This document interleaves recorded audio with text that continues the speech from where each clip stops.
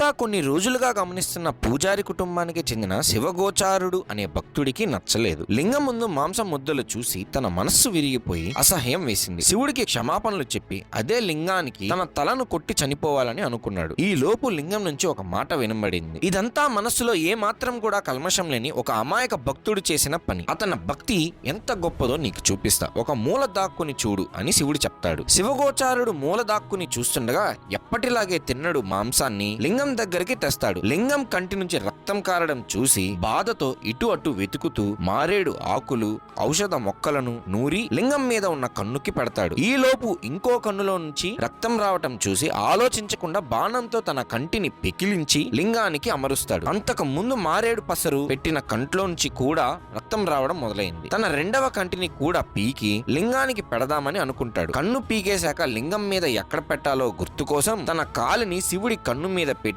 కన్ను పెకిలిస్తూ ఉండగా మహాశివుడు ప్రత్యక్షం అవుతాడు.